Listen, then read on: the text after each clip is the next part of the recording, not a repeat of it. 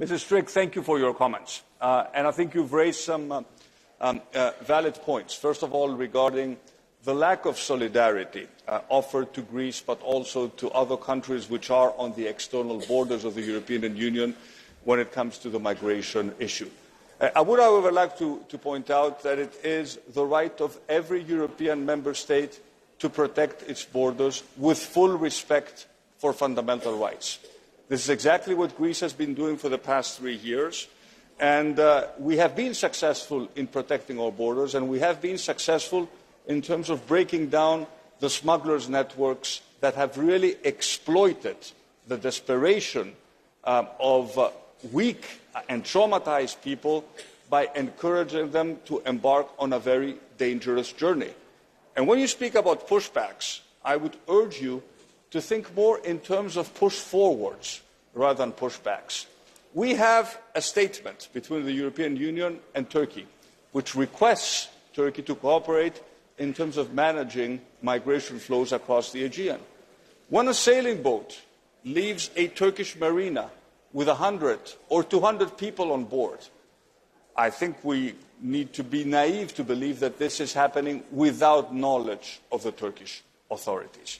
We know very well that Turkey back in March 2020 weaponized the migration issue and tried to push tens of thousands of desperate people across the Greek border, exactly the same practice that Lukashenko did in Ukraine. There was nothing different. The playbook was written already by Turkey back in March 2020.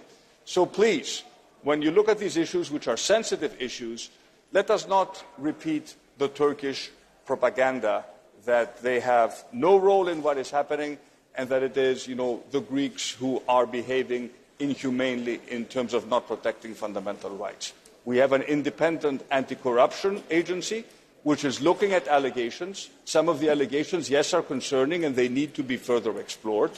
Having said that, I would like to point out that the reception facilities, because you made a point to the reception facilities today, bear no comparison to the reception facilities under the previous leftist government. Take a look at the islands now. Go visit Samos or Chios. You will find state-of-the-art reception facilities that were funded by the European Union, which have no comparison to the disgrace of Moria, which was a creation of the previous leftist and very sensitive, quote-unquote, when it comes to human rights issues. This reality no longer exists. One last point in terms of integration. I think you will find this interesting. Yesterday, I welcomed to my office a 19-year-old Iranian boy. His name is Kurosh. Kurosh made it to Lesbos in 2019. He entered a Greek school. He learned Greek.